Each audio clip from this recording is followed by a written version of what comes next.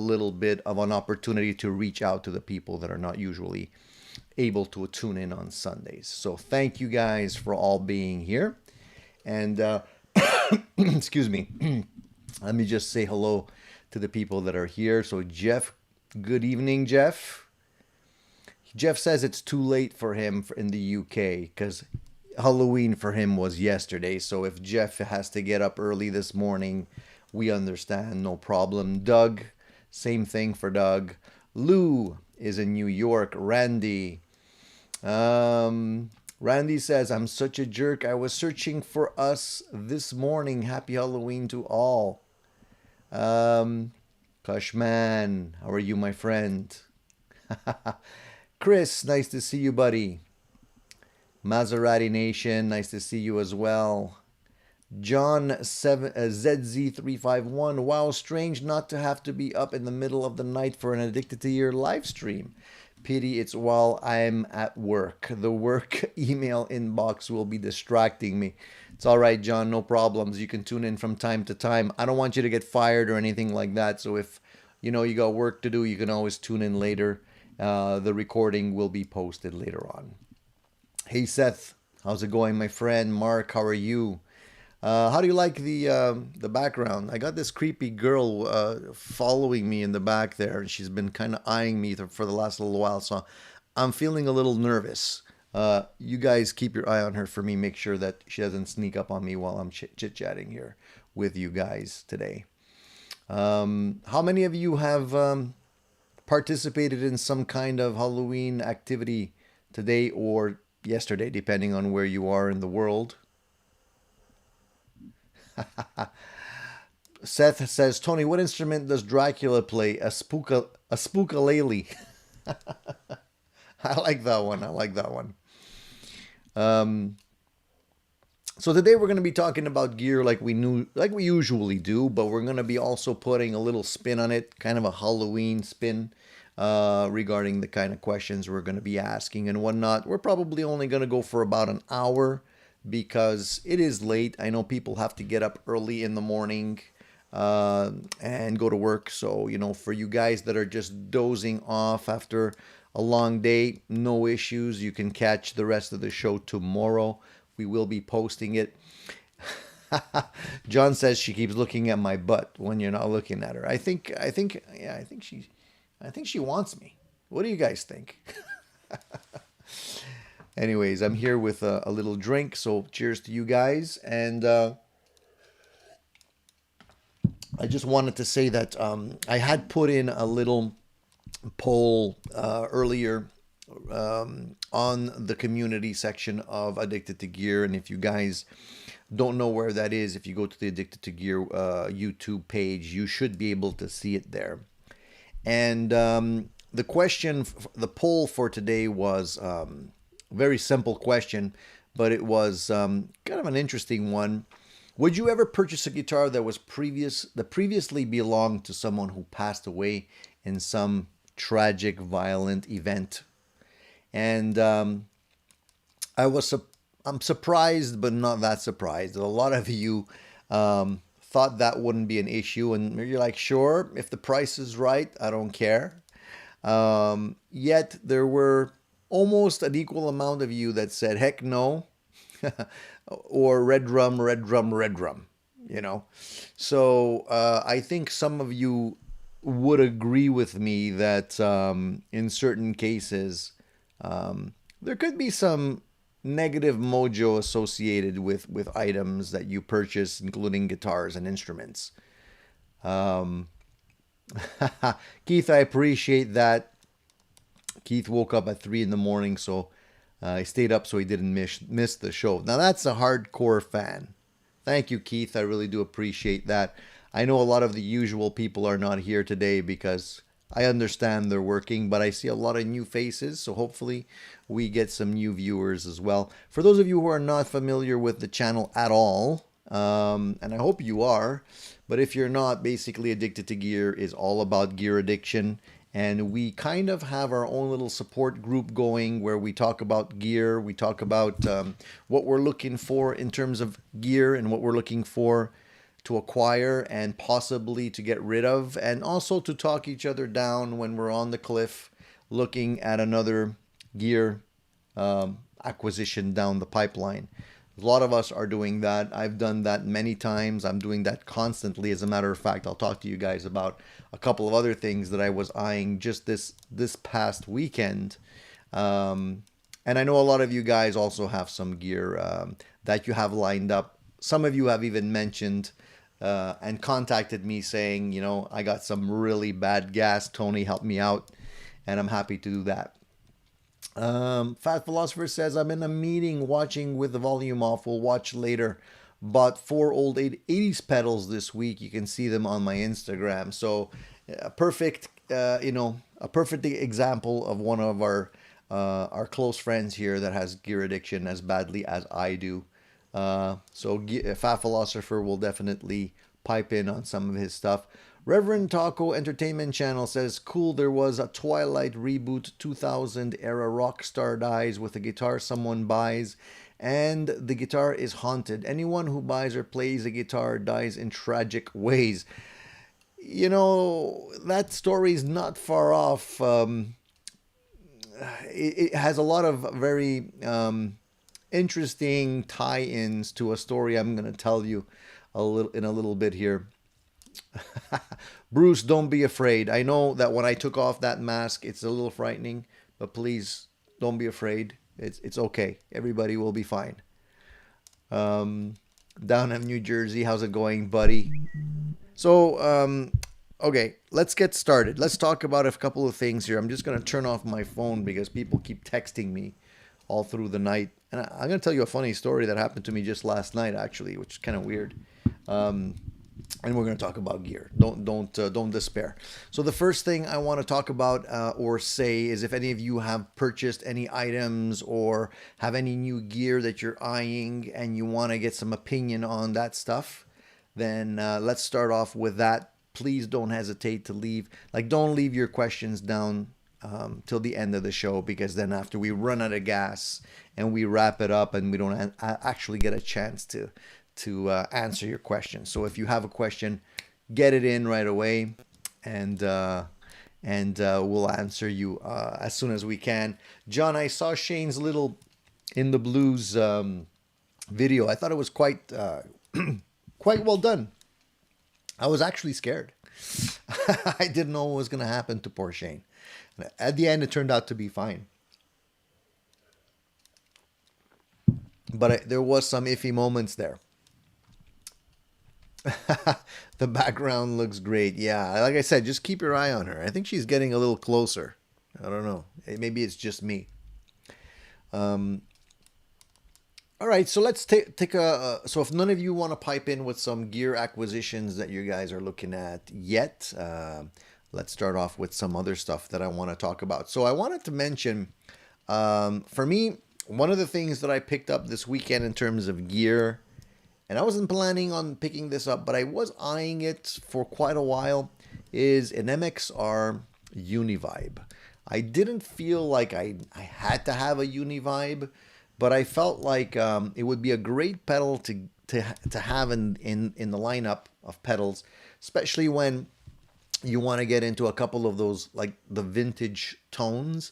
I find the Uni-Vibe is quite unique because, you know, it's kind of a mix between a chorus vibrato and, it just gives you that really nice swirly effect. And I find it really adds another dimension to playing. And if it's overdone, it could be a little annoying.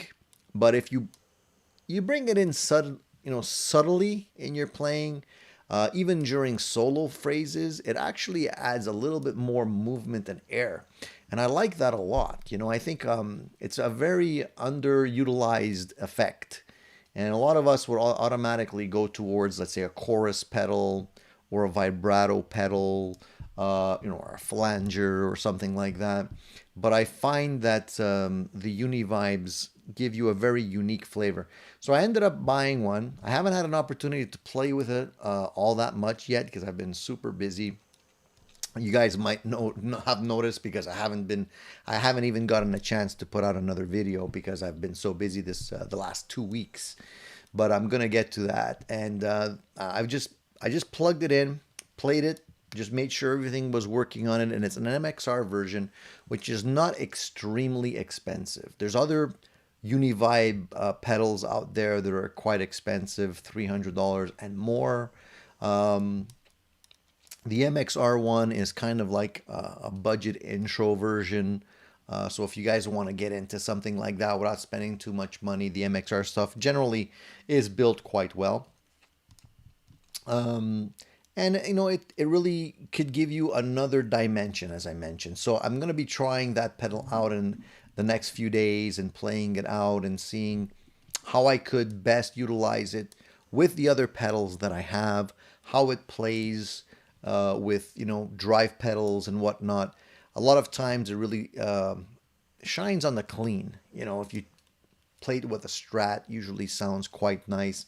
Sometimes with humbuckers, it's a little bit too hot of a signal and it could have funny reactions depending on how you're blending it into your amps.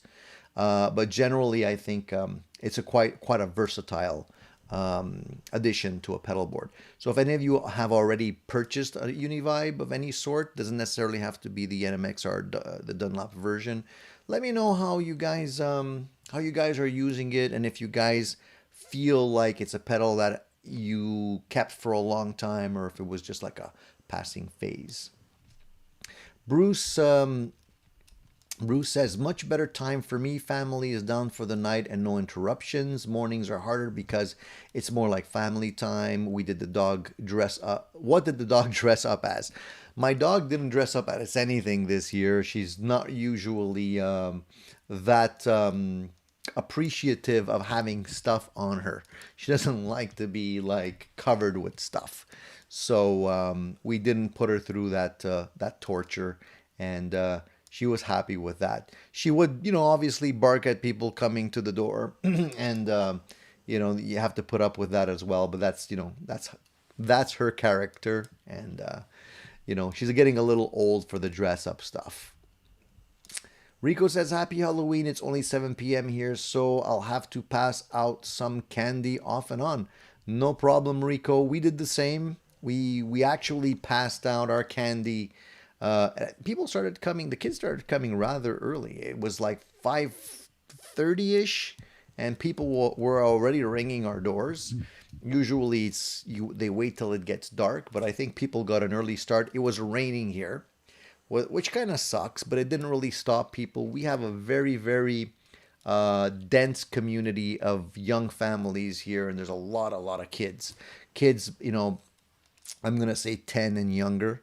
So whenever the door would ring in my house, it was a herd. It wasn't one kid. It was like 10, 15, 20 kids all at once. So we bought quite a truckload of candy, and it was gone in about an hour. I'm going to say an hour and a half. So that's how many kids, you know, swung by here. But it's great to see kids having fun. I usually dress up and try and scare some kids, but they're too young. So this, you know, this mask that I purchased from a company called Death Studios. They make really, really great quality masks. This thing is made of very high quality rubber. What I like about the mask is you can't see the eyes. You know, there's little eye holes that are hidden within the creases. You can't even see them. So it looks like, you know, you're looking at the guy's eyes, and look at all the detail. You can see the veins in the head and everything. Very well painted, very thick rubber, excellent masks. So if anybody's looking for a place to buy good quality masks that are going to last a long time, Death Studios. That's where you want to go. Don't try and order anything just before Halloween, because they're completely backlogged. So you want to order it a little far in advance. So Leo says he's eyeing a new Jackson USA Adrian Smith SDX signature strat, but man, they're expensive. So what are the price ranges on that, Leo, right now? I know the prices are pretty expensive across the board. If I'm not mistaken, both Fender and Gibson, and probably PRS, if I'm not mistaken, have increased their prices this year. And I wouldn't be surprised if other companies are going to be doing the same. So, Maserati Nation says, I wore a sheep suit with my medical mask. Interesting, interesting combination there, but I guess at least you're safe from COVID. Yeah, Rico says kids have made it here. It's 24 degrees C or 76 Fahrenheit this eve. Nice and warm. Fat Philosopher says, I refuse to die until I can play every song by Led Zeppelin, Van Halen, and Megadeth. All right. You know, that's an excellent challenge, Fat Philosopher. We should all do the 30-day eruption challenge, which is we give ourselves 30 days to try and get through and learn Eruption by Van Halen as much as we can in 30 days. And then we all come online and post a video of how far we've gotten, you know. And if anybody's up for that challenge, I'll be up for that challenge. I know it's not an easy thing to do, but if you're challenged to do it, then you'll find a way to do it. So Leo says it's $3,200. Yeah, that's steep, man. Wow. Okay. I'm going to say ouch on that one. I'm sure it's a great guitar, but again, at $3,200, that's big chunk of change there. Hey, if it's something that you really love and your heart's set on it, save your money, grab it. If it makes you happy, man, it's the best $3,300 you can spend. If it's not, I mean, if it's just another guitar, then at the end of the day, I'd say at least wait for something like that to pop up used, and perhaps you can save yourself $1,000 or so, you know. Paul says, busy with my new pedals, 3 overdrives, 1 analog delay, and a very good gate that does both standard and hard gating. A bit tricky, but you can do some very precise gating effects. And Paul, do you want to share the name of that? And also the overdrive that you've purchased. I'm always curious to know what people are grabbing these days.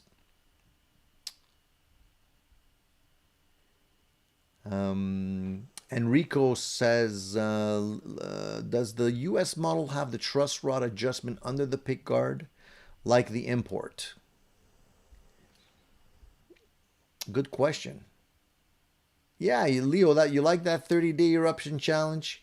Some of you might be ahead of others because maybe some of you already can play eruption. So then it's just a question of brushing up. For me, honestly, I could get through the first 10 bars or something like that, and then that's where my lesson budget died out. I didn't have any more money for lessons, so I have to go back and listen to it and brush up on all of that.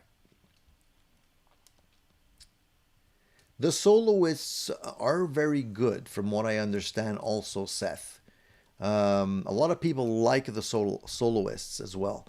The only thing is that a lot of the Soloist guitars, the way they look, they do seem a little bit more on the heavy metal side with, flashier inlays and stuff like that. Some of them are not as subdued as others are, or at least the older ones were. But a lot of friends that I have that have purchased Soloist guitars rave about them.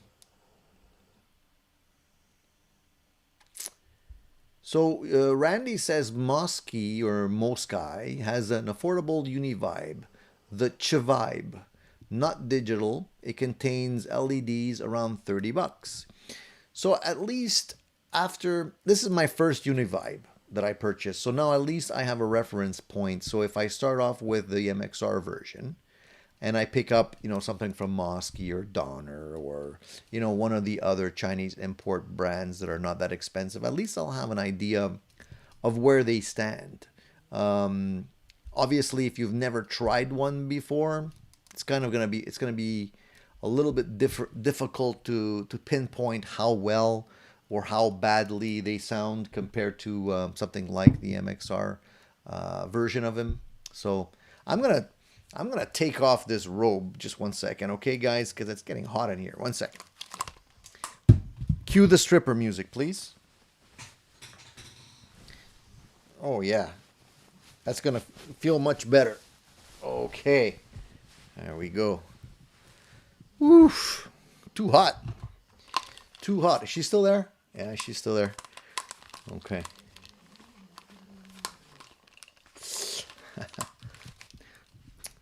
Fat Philosopher, you got to turn on the subtitles. I don't think the subtitles are generated yet, but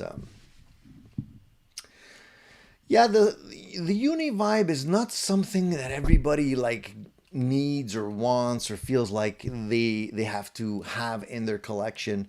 So I understand when Bruce, when you say that you never warmed up to it. It's almost like it has a very particular use, and if you're not playing that style of music, it's kind of gonna be something that you don't feel you need. So I totally get it.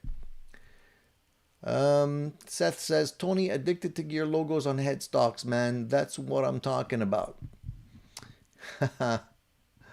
Are you talking about putting addicted to gear logos on my headstocks? Is that what you're talking about, Seth? Sorry.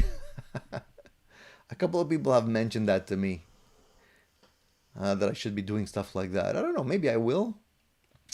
Fat Philosopher, starting when? How about we start now? How about we start, the 1st of November? We'll let it run till December. How's that? Is that something that you want to try? It's going to put a lot of pressure on me, man, because, Eruption is not easy to play. And a month is not that much time, especially when you don't have that much time to practice. So if you guys are in, then I'm in too. We'll see. We'll see what the consensus is about doing that. Maserati Nation says, I can handle a Spandau Ballet True Challenge. Maybe that could be the next one. So John says the new Adrian Smith models now have an exposed spoke wheel adjustment at the bottom of the neck. Check out licks of the beast for a review. You know what? I like the guitars that have the spoke wheel at the bottom of the neck. I just feel, to me, it's a much better system. It's just like you won't strip it out. It's easy to get to. You don't have to search for a specific tool. Any straight rod will be able to get in there, or a little Allen key will be able to get in there, and you can easily adjust it without going crazy. The worst of the worst is the classic Fender, heel adjustment where you have to actually pop off the neck to make an adjustment. I have a couple of strats that have that kind of a truss rod on them. It's such a pain because you have to take everything apart. It's nuts. Thankfully, those guitars don't shift all that much in terms of the neck relief, so I don't find myself having to do it that often. But when you do have to do it, you do really appreciate the others. You need a good super strat with a locking Floyd to do eruption and a flanger too. Yeah, that's the key element to eruption, is to have the flanger, and a Floyd definitely helps. I would have loved to do it if I finished my the Frankenstrat that I'm building. I would have loved to do that challenge on the Frankenstrat. I'm not finished with the Frankenstrat yet, so I can't, it's going to be a little bit too short notice for me to build the guitar and learn how to play Eruption at the same time. But if I can do it, I'll do it. Bruce says, oh, sorry, I'm just jumping around here. Fat Philosopher says, I just sold a flanger. Have one on my modeling amp, though. Yeah, flanger is always something cool to have on your board. Although I don't use it all that often, I do have one on my board as well. Just in case, you want to do Running with the Devil or something like that, or something. She's been waiting for the robe to come off. Yeah. She's still there? Yeah, she's still there. Danse à 10. Maserati Nation, I don't know if anybody else from outside of Quebec will get that reference, but Danse à 10 is basically the cost of a lap dance here in a strip club. So, cheers to that.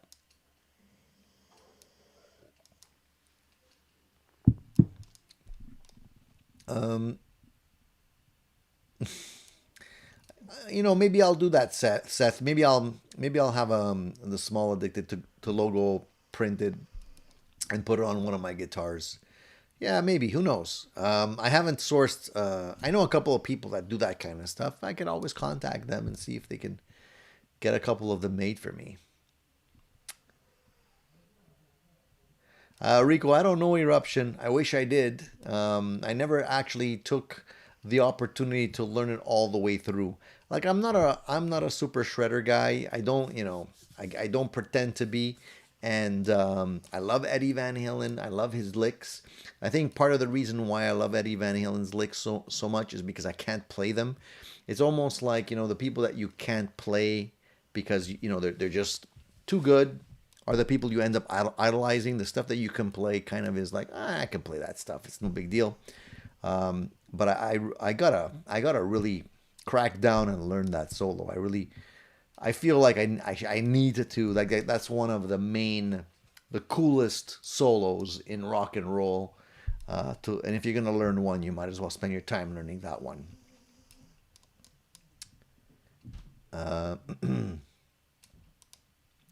Fat Philosopher saying, asking Leo, saying you sold a Soul Cal. What was wrong with it? Yeah, good question. I actually sold mine too. I had a Charvel too. Excuse me, and I ended up selling it as well. Um, I don't know why Leo sold his, but in my case, it was just because I didn't bond with the Floyd. The Floyd on the Charvels are not original Floyds. They're OEM versions of the Floyds, and I always felt that I was tinkering around with the Floyd too much, and I kind of lost patience with it, and I ended up selling it. But now that I've purchased some real German-made Floyds, and actually one of the great one of our good friends, anyways, on the Addicted to Gear channel, volunteered to send me a German one as well, an older one that's going to be going on the Frankenstrat. I can tell you there's a huge difference between an OEM version and a real German-made version. Okay, I have a Schaller now on the one that I put into the Kramer, the one that I built from a kit, and I have the German one that's going to be going into the Frankenstrat, and big difference. And I think if I would have maybe had an original Floyd on that Charvel, it would have really elevated that guitar to the next level. And I kind of regret selling it now, but I'm pretty almost certain I will eventually buy another Charvel. I have been eyeing the versions that are out now that don't have a Floyd on them. They have a regular bridge. And who knows, maybe I'll eventually buy one of those. I don't see too many questions about gear or stuff that you guys are buying. Well, Reverend Taco's Entertainment Channel says, hey, has anyone here ever bought used from Guitar Center? And what was the experience like? Great question. I almost bought used from Guitar Center. I was eyeing one of their, it was an EVH Wolfgang that I wanted to buy when I went to Vegas. I had actually stopped into one of their stores, saw and tried the EVH Wolfgang Stealth, which I immediately loved. It just felt so good. It's weird. That guitar is strange because if you look at it, it's kind of odd looking because of the shape of the body, and it actually looks smaller or less long. But at the end of the day, it felt comfortable. So I wanted to buy it then and there, but I was having logistic issues of how I was going to get it back, and I didn't want to bring it back with me on the plane in case it would get damaged. Long story short, I ended up buying one locally, so I didn't have to buy from them. But yeah, I'd like to know myself if anybody's done that, and if it was an easy transaction. Bruce says, not much trick-or-treating here in my neighborhood. Big homes and very spread out. Had one doorbell ring tonight. I think it was the first time in about 8 years anyone rang my door on Halloween. So here, I'm going to tell you a funny story, Bruce. I'm going to tell all you guys a funny story. Talking about people ringing your doorbell. Last night, which was Saturday, I'm in bed, I'm sleeping. About 3 a.m. in the morning, my daughter comes into the bedroom and says, Dad, there's somebody knocking on our door. And I'm like, are you sure? It's like 3 o'clock in the morning. Who would be knocking on our door at 3 in the morning? So sure enough, I'm listening and I hear somebody knocking on the door and even ringing our doorbell at 3 in the morning. And that's not usual for my neck of the woods. Who would be ringing, Anyways, so, I have cameras around my house and stuff. So I'm checking the camera to see who it is, and I can see that it's a young fellow. And sure enough, he's banging on the door, So I get up and I go down, and I'm not going to open the door to this guy. I don't even know who he is, right? He could be a crazy guy, somebody, looking for trouble. In any case, I'm not that worried because, I'm up, my son's up, and my son is a big fellow, bigger than me, and he could bench, more than I weigh with no issues. So he woke up, I woke up, we're at the door, and I'm basically talking through the door to this fellow, and I'm like, what do you want, And he's like, it's Joe. He's like, open the door, I need my keys. And I'm like, I don't know what Joe, like which Joe and what keys? I don't have this guy's keys. And I'm like, dude, you must be mistaken. You must be in the wrong house, the wrong neighborhood. I don't know. I don't have your keys. I'm thinking this guy's either confused, stoned, drunk, or all of the above. Anyways, the guy's persisting. He's persisting. Even though I'm trying to tell him, dude, you're at a wrong house. You made a mistake. I don't have your keys. I don't know who you are, and I'm not gonna open the door. And if you don't leave, I'm gonna call the cops. He's still banging away, insisting that he needs his keys to get home. And anyways, long story short, I lost my patience with this guy. I was ready to swing open the door and let him have it, and it wasn't going to end well for him or for me. But my wife convinced me just to call the cops, and so that's what we did. Cops came, took him away. I'm pretty sure it was somebody having a Halloween party in the neighborhood. Probably had his keys taken away from him because he had one too many. Eventually, probably just walked away, outside to get some fresh air. Ended up going back to the wrong house, looking for his keys, and then was wondering why they weren't opening the door for him, even though our houses don't look the same at all. So that's it. That was like the adventure for that night, and I couldn't get back to sleep after that because you're kind of pumped up, and messed up my beauty sleep. So this is why I look this way now, guys. Anyway, I just wanted to share that with you. Just a crazy story.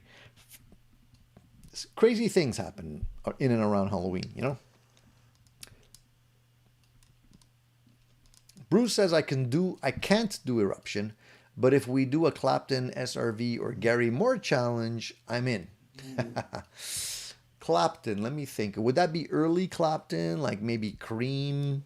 Something like that. Because if we do a Cream challenge, I'd be in too. I could probably swing something like, one of the early Cream tunes, Sunshine of Your Love, something like that. I could probably swing that because it's not that fast. Eric Clapton is not that fast. That's why he's known as slow hand, right? So maybe something like that. Yeah, that could work too. That could work too.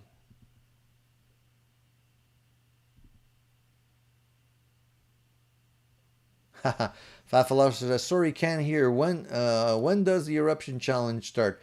And how about give us until Xmas? So that's what I was saying, Fafalov. I was saying we run it from November, the beginning of November, right, which is tomorrow, and we end it at the end of December. Gives us a month. How does that sound? No problem, Seth. No problem. No harm done, buddy. Oh, man. That guy came so close to getting it last night and he didn't even know. Anyways, it's a good thing I'm a lover, not a fighter. That's all I can say.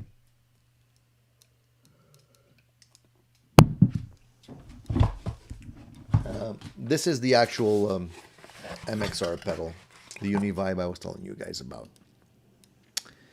Nothing too flashy or anything. They do have a vibe switch on it here. 3 knob, depth. See, I'm thinking Halloween now. Depth, level, and speed, and that's about it. Very simple. It's in good condition, so I'm gonna play around with it a little more.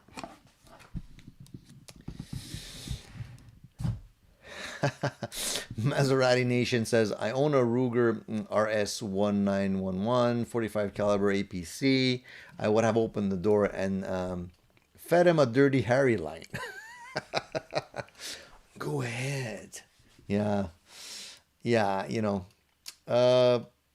Again, I'm a lover, not a fighter. But yeah, if anybody tries to pull anything crazy at my place, it's not gonna end well. Let's just leave it at that. All right.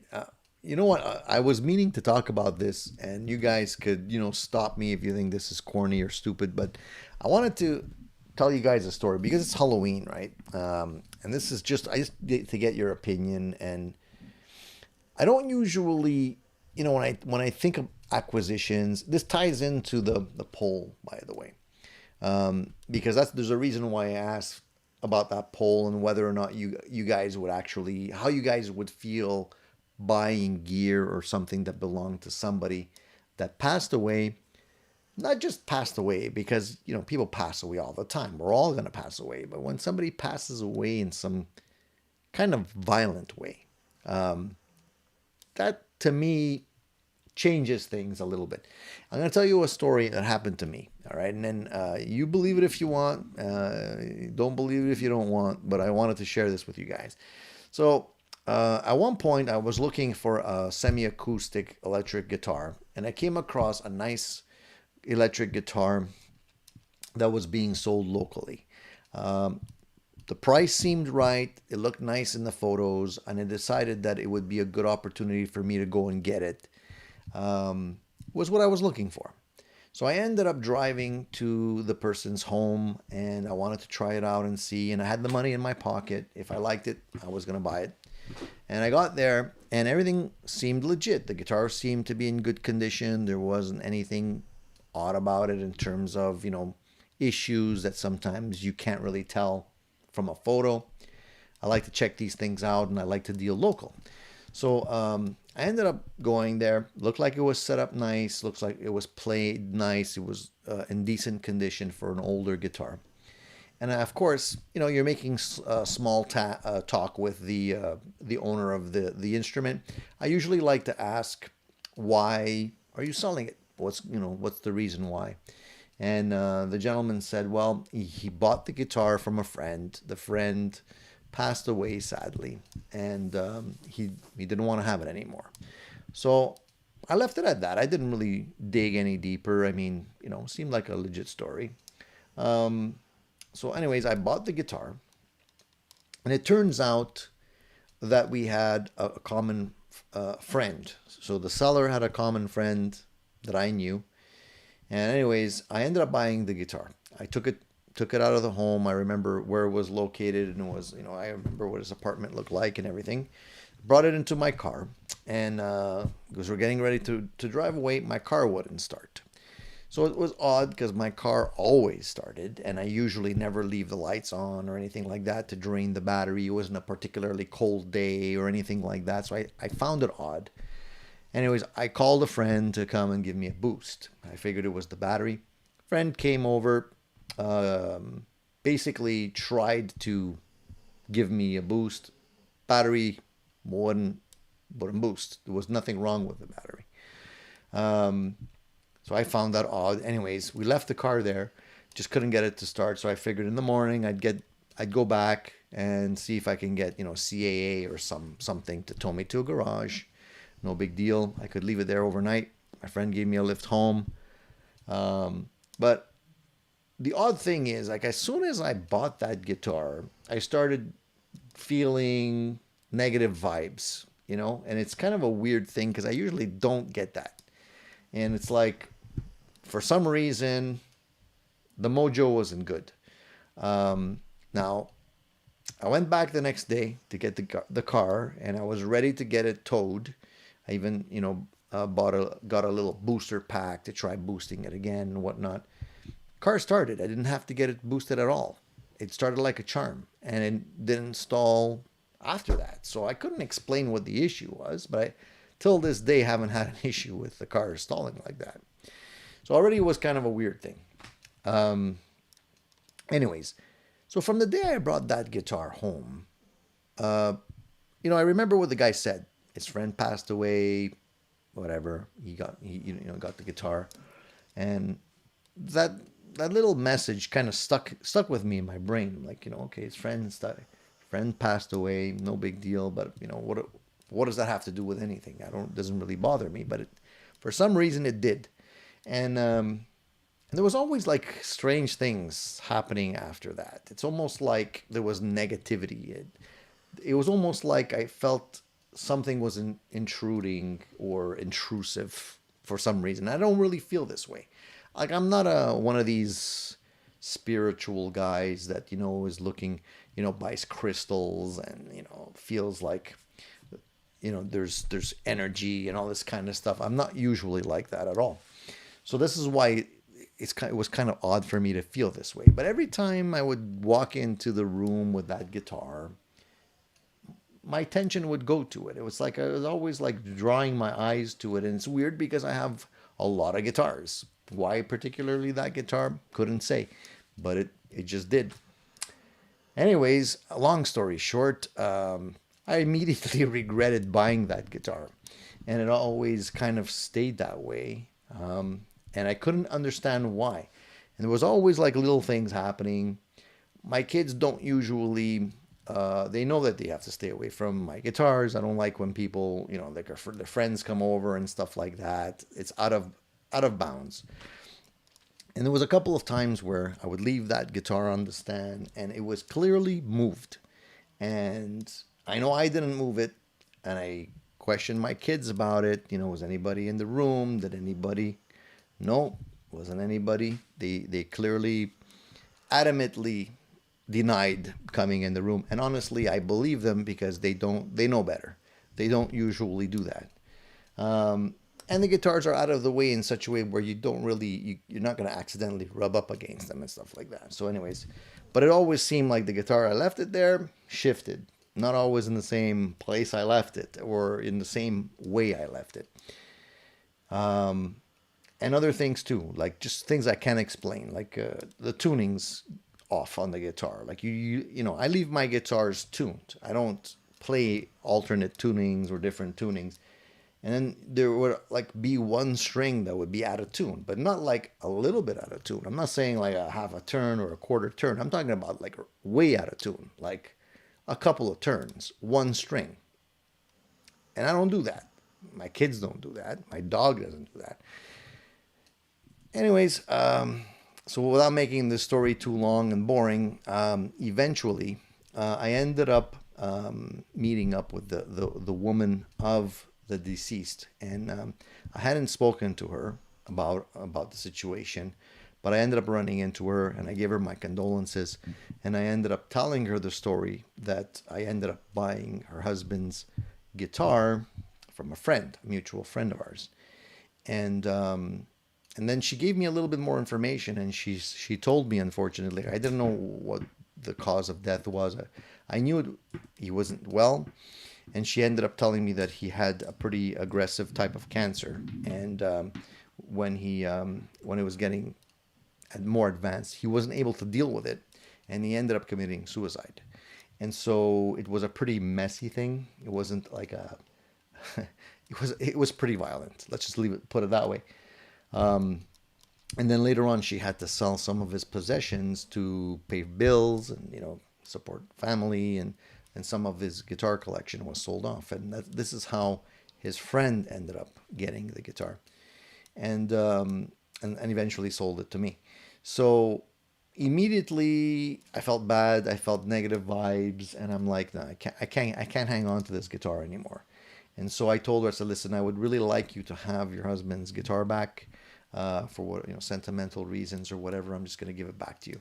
And the very next day, I brought the guitar back to her and I gave it to her, and almost immediately, I felt better. I don't know if it's a psychological thing, could have been, but I felt better. And all the kind of strange mojo type things went away. Later, I ran into the guy who sold me the guitar. This is quite a few months later. And I actually questioned him about the guitar. I'm like, remember that guitar that you sold me, whatever? I'm like, and he asked me, do you still have it? And I told him the story. I gave it back to the widow, and I told him the story about like the negative vibes and all that. And he says to me, he's like, I had the same experience. So that's why I ended up selling the guitar. So take it for what it's worth, guys. I'm not like making this up because it's Halloween. This is one of the things that's happened to me, and I can't explain it, but I know that there was definitely some strange vibes going on. I don't know how to explain it, but I wasn't the only one apparently. And he didn't want to tell me the whole story, obviously. But if he had, I probably would have never purchased that guitar. And that's it. That's that's the spooky story for today. So let me know if you guys have felt anything like that. If anything like that happened to you guys. Just a little bit spooky. All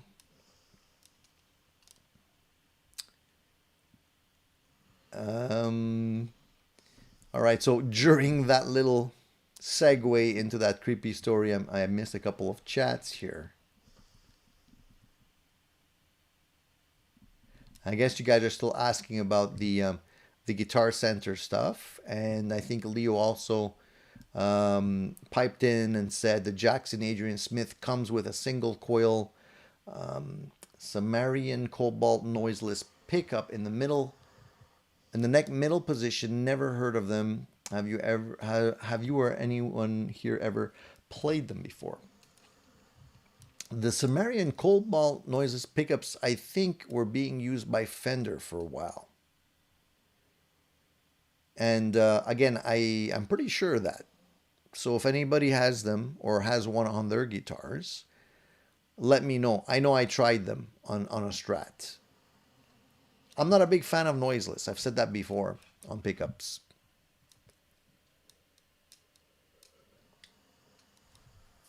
I'm not a big fan of the noiseless stuff. I prefer having a bit of noise and leaving it natural. I find the noiseless stuff always cuts a little bit of the tone. Sometimes it's the highs, sometimes it's the mids or the lows, but it always affects the tone in some way. And I never felt like the noise hum was enough for me to want to lose that aspect of the sound.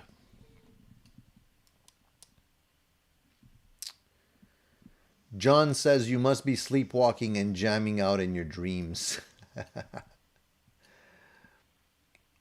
Bruce says I'm getting dizzy trying to watch Addicted, the World Series, and play my guitar all at the same time. Wow. Talk about being able to split your focus. Seth says my classic 30 belongs to a dude who passed. I bought it off his wife, paid her top dollar for Craigslist, $350. The amp has always been good to me. Hey, it doesn't necessarily mean that because I had a negative experience, you guys will have a negative experience. And, it's all, I've had some really good experiences with some stuff that I've purchased from people that have passed away.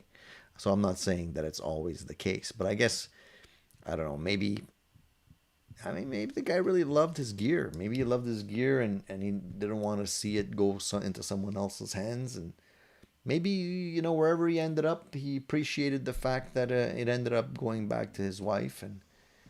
And that was that. Who knows? Seth says my classic 30 is possessed in a good way. you know what? As long as it's in a good way, that's the important thing.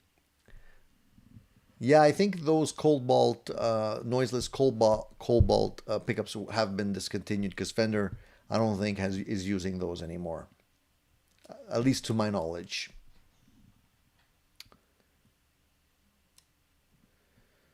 Maserati Nation says, yes, it has happened to me, which is the reason we never buy antiques anymore to put in the house. I'm telling you, man, there's some negative vibes associated with certain things. I don't know. I can't explain it.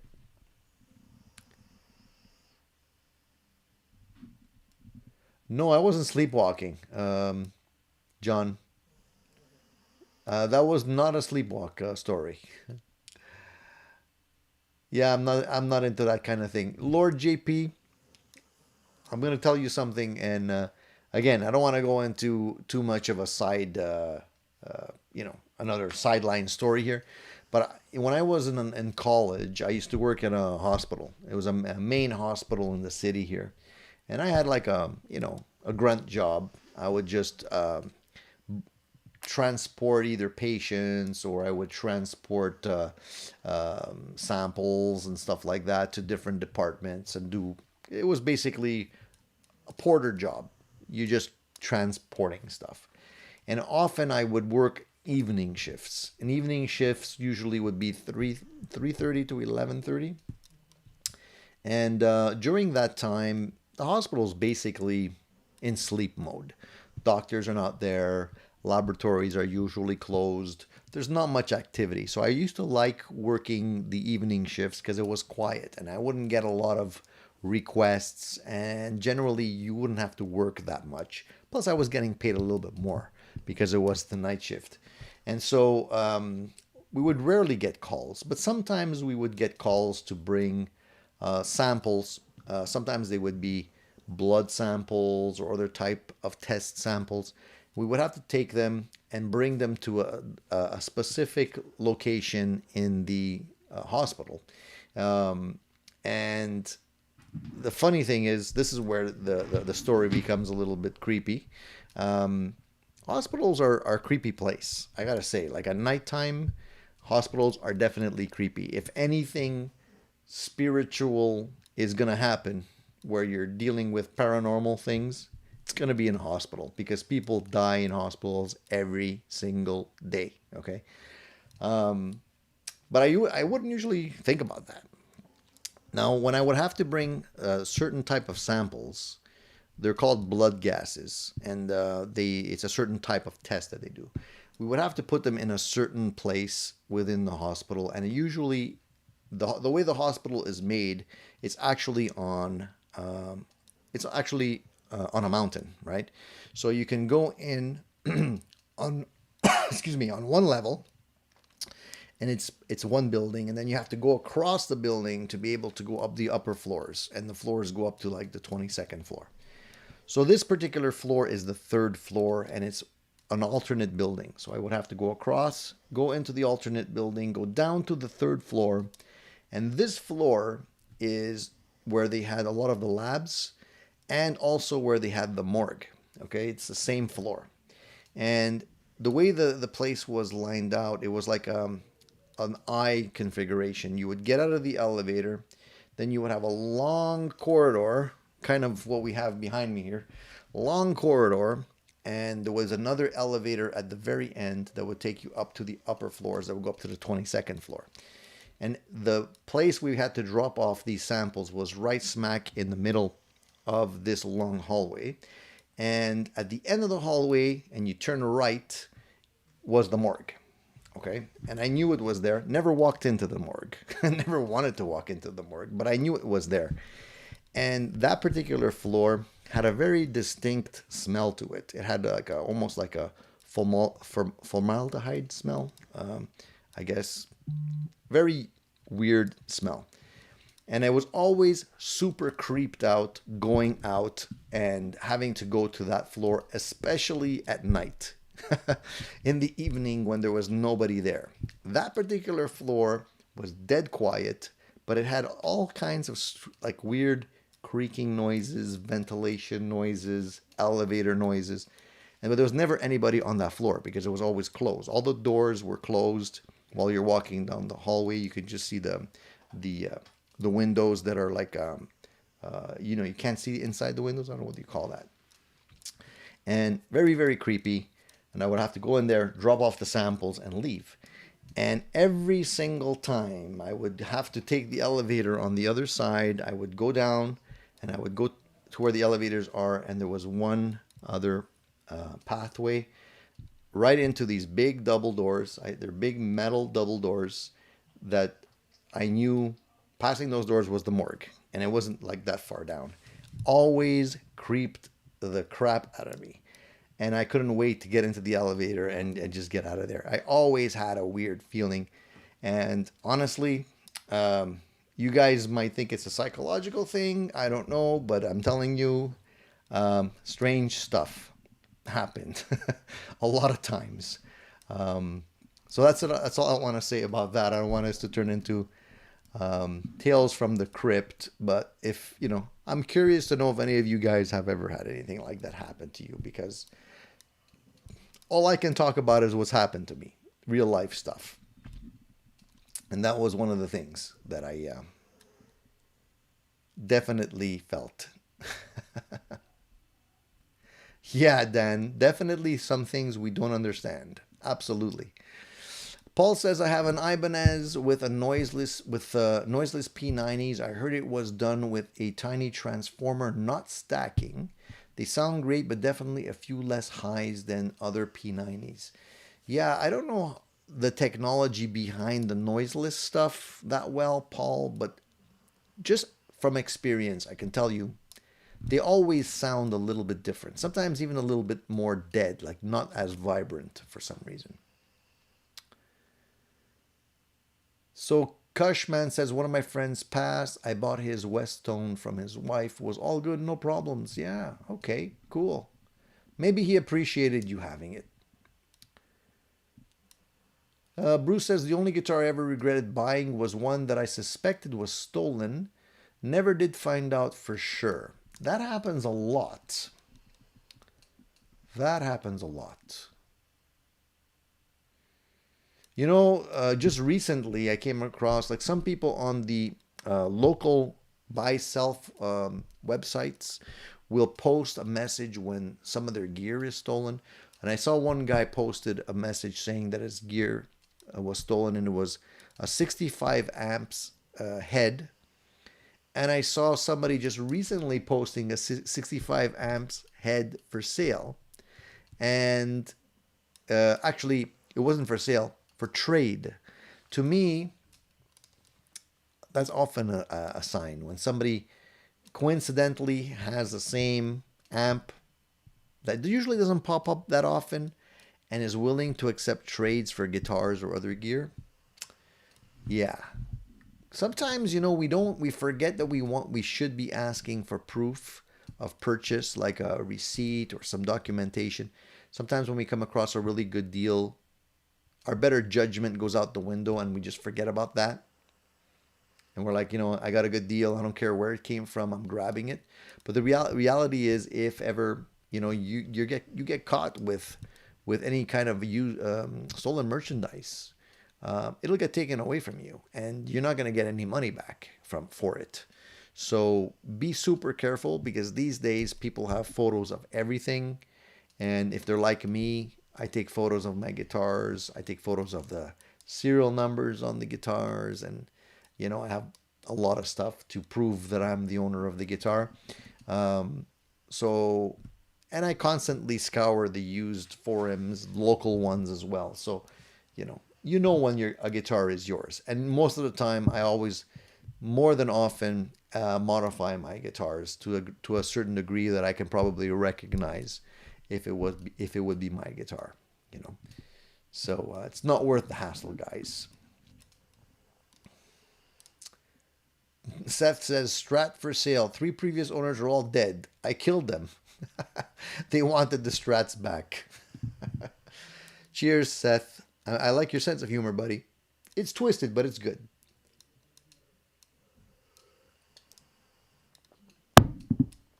All right. It's an hour we've been chit-chatting, so we're gonna start wrapping it up soon. A couple of other things I just wanted to mention before we go to La La Land is um, I had mentioned that I got gas recently. I was looking. One of the things I wanted to actually talk about tonight, but we don't have that much time, so maybe it will be a topic for another show. It's talking about the one that got away, and I know a lot of you guys have really nice guitar collections and amp collections and pedal collections and whatnot. Um, and I'll ask the question. We can start the topic now, but we could finish it another day. It doesn't really matter. I just wanted to know if you guys have something you regretted selling or getting rid of and are possibly considering getting it again if you had the opportunity.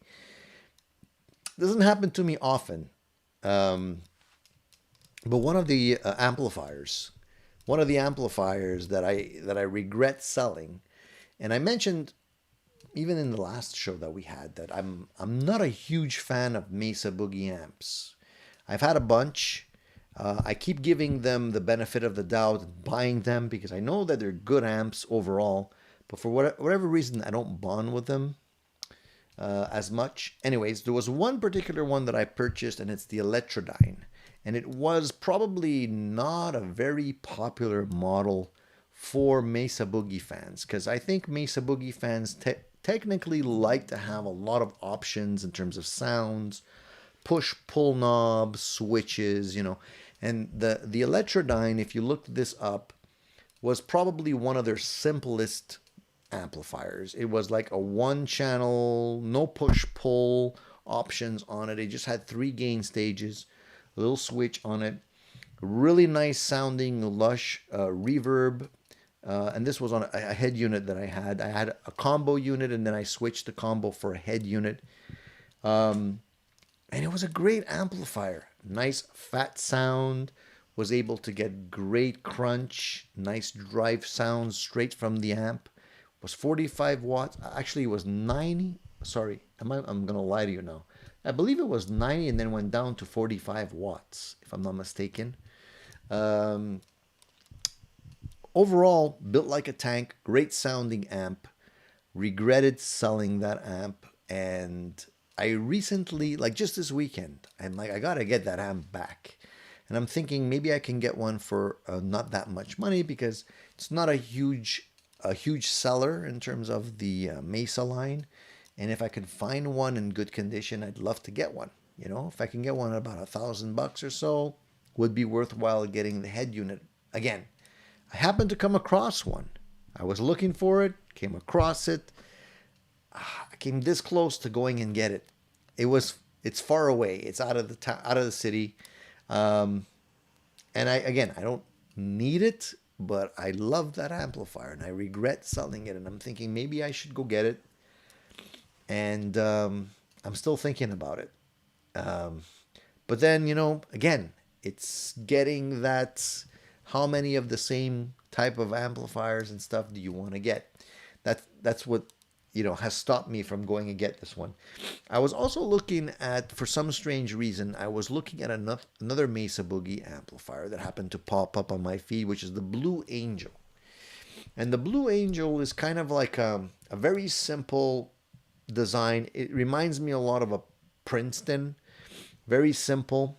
Um, and I was curious, looked at a couple of videos. It's an older style amplifier, like they don't make them anymore. They've been discontinued for a while. And I wasn't, after watching the videos, I kind of determined that the amp wasn't for me. But I'm wondering why Mesa Boogie won't or has not put out a simple Princeton killer. Like it seems to me like lately Mesa's been after uh, eating. They've been trying to eat Fender's lunch. They've been putting out a lot of Fender type amplifiers, the Fillmore 50 and others, that kind of, the Tweed version, California Tweed, that kind of overlap what Fender's doing.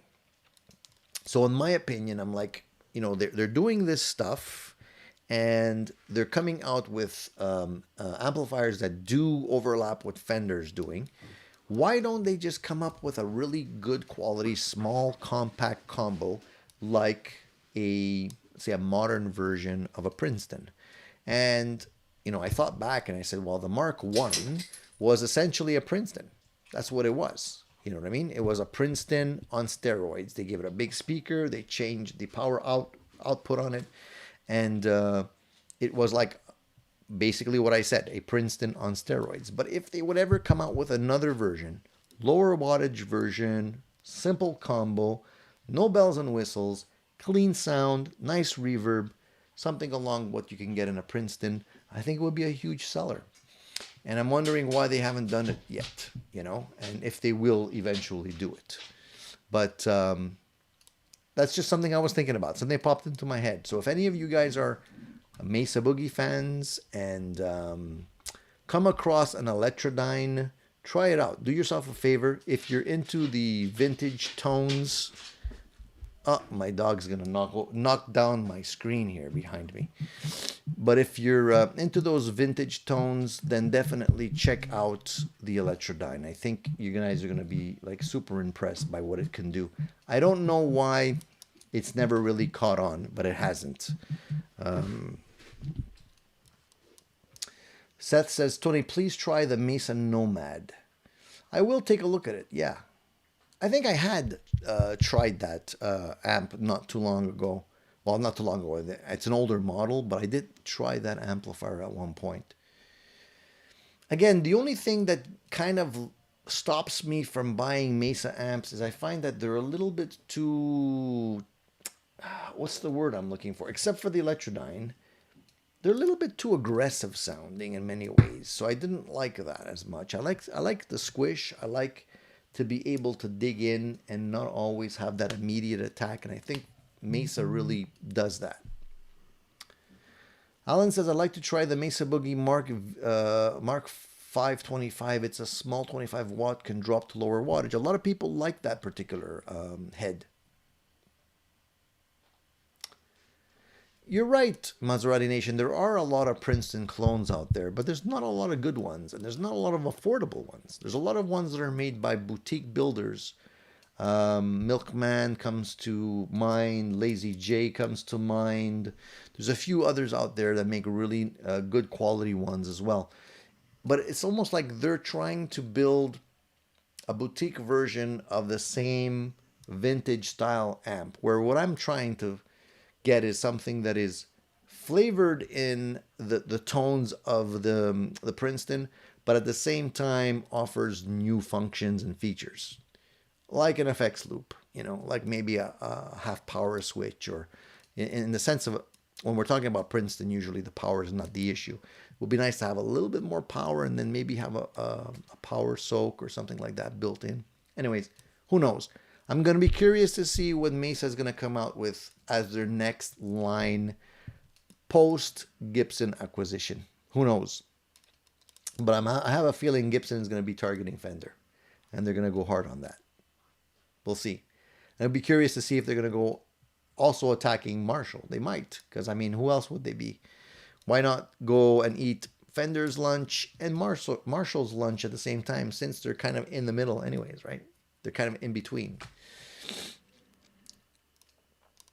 Seth said 3 channels, separate reverb for each channel, boost, separate voicing for each channel, epic clean, vintage crunch, and Mesa Madness, foot switch with solo boost and reverb control. But this is what I'm talking about, Seth. I'm trying to stay simple. You know, like, it seems to me like Mesa's always trying to throw in as much as they can, including the kitchen sink.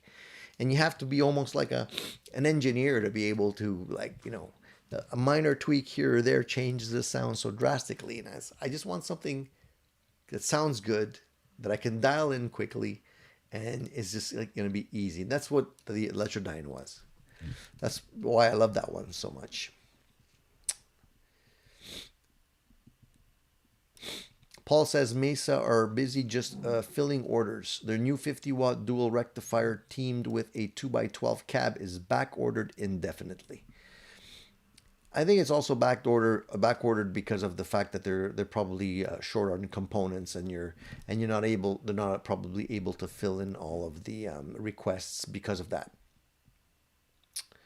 Sounds like you're looking for a Princeton 650. I'm always in the market for a Princeton, and that's another one of those amps that I've come close to purchasing a couple of times. Eventually, who knows? I might just snag one and see. But yeah, it's on my list. It's on my list. Bruce says I would need several volumes to list all the ones that got away. The Classic 30 is an excellent guitar, Seth. Guitar amplifier. I had a Classic 30, and I got the 2x12 version after that, and it was a great amp. I liked it a lot. It just couldn't get to the cleans that I wanted to get from like a Fender clean, but it was close. It was close. But it's a great overall. It's a great overall rock and roll amp, and affordable too, which is great. Tom says had an Electra-dyne. It's 90 watts, and all you said, the one I regret selling is a 1970 Fender Super Reverb Bad Dog, Back Dog, Back Dog. Yeah, Super Reverb. Yeah, a lot of people like those Super Reverbs. They got the power too. I had the Mark III, Lord JP. I had it. I could never get a nice kind of mellow tone out of it. It was always like ready to bite your head off. It's great if you're playing like super loud venues. That thing was a monster, but at home didn't make any sense. So it's hard to meld a good quality, high power amplifier and allow it to give you those tones that you need at home. And I think more people are just playing home. So anyways, who knows? I'm just putting it out there, guys. Just remember the Electra-dyne. If you have an opportunity to try it, then try it. All right, guys, I'm going to wrap it up because I got to go to work tomorrow as well. And I'm not getting any younger, so I definitely need my 8 hours sleep. Still got to go pick up some kids and stuff like that. So I'm going to get cracking on that. I appreciate you guys tuning in for this sort of a Halloween themed Addicted to Gear show. It's not as spooky as you thought it was going to be, I hope. Nobody got too afraid. But again, we're going to continue this conversation on Sunday, next Sunday, 10 a.m. For those of you who tuned in today and are not usually part of the Sunday morning show, please tune in to the Sunday morning show as well. It's a lot of fun, guys. Different vibe in the morning than it is at night. At night, you're kind of low on energy. The morning, you're fresh. And there's definitely more people that are around for the morning event than the late event like today. So we can definitely get more conversations going, but you get an idea of what we talk about here on Addicted to Gear. And if you're, you like this kind of conversation, you like to participate in this kind of gear chat, then that's the place for you to be. Thank you very much for everyone who stayed up late and participated in this event. If you haven't caught it live, no big deal. You can catch the replay. It'll be posted, and we'll definitely take the time to put the timestamps on there so you guys could tune in and just hone into the topic of the evening that you're interested in. Bruce says, thank you, Rico, by the way. Thank you for saying great show. I'm glad you guys appreciate it. Bruce says, worst regret, I had a 56 Esquire that a previous owner had modded. They added a humbucker at the neck position, was a real PAF. They made me an offer I couldn't refuse, and I really needed the money. Bruce, we all have regrets. The important thing is that you can always try and find another one. There's eventually one will pop up, and if if you're lucky enough, maybe it'll be even better playing than the one you owned before. But yeah, I'm not alone, and I definitely have those regrets. Again, as much as you guys do, I've done it. I know what you're saying. I hear you. I feel you guys. Seth, you're coming back for your keys. I'm just going to leave them by the door, okay? This time, don't knock on the door. Good night, everybody. Enjoy the rest of the Halloween Sunday if you're not going to bed right away. But just to say, what time is it now? It's still not tomorrow, so you have another 45 minutes or so before it becomes Monday. And we have to go to work. That's where the real terror begins. All right, guys, have a good evening. Talk to you soon. Stay safe and keep playing your guitars. We'll talk about that eruption challenge more during the next show. Good night, guys.